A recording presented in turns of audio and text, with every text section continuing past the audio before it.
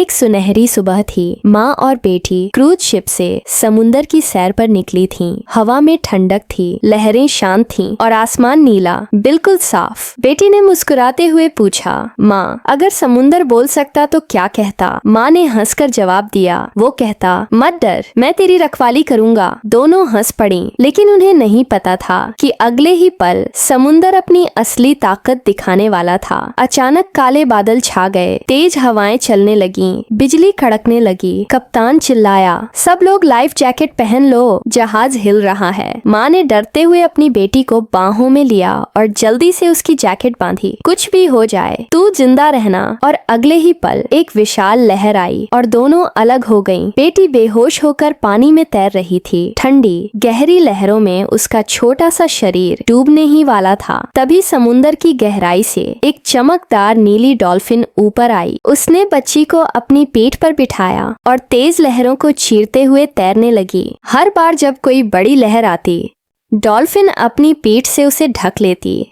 सुबह rescue team पहुंची। किनारे पर एक छोटी बच्ची बेहोश मिली।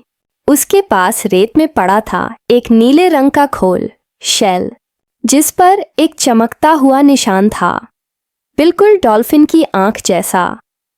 आशा ने रेत में बैठकर रोते हुए कहा, माँ देखो, वो डॉल्फिन हमें बचा गई। साल गुजर गए, आशा बड़ी हो गई और समुद्री जीवों पर रिसर्चर बन गई। एक दिन उसने सोचा, आज उसी जगह चलूं जहां सब खत्म हुआ था। वह डाइविंग सूट पहनकर समुंदर में उतरी। नीचे अंधेरा था, पर अचानक उसकी टॉर्च की रोशनी किसी चीज पर पड़ी। वह स्तब्ध रह गई। वहां एक पत्थर की मूर्ति थी जो एक डॉल्फिन के रूप में थी और उसकी आंखों में वही माँ का प्यार झलक रहा था। उसने खोल को फिर से छुआ और मूर्ति की आंखों से एक नीली चमक निकली। समुंदर की लहरें चमक रही हैं और नीली डॉल्फिन फिर से उछलती है, एक दिल के आकार की लहर बनाते हुए। माँ की दुआ कभी डूबती नहीं, वो बस रूप बदल लेती है। कभी हवा, कभी लहर और कभी नीली डॉल्फिन बन जाती है। और हाँ, अगर इस कहानी ने तुम्हारा दिल छू लिया हो तो लाइक करो, सब्सक्राइब करो।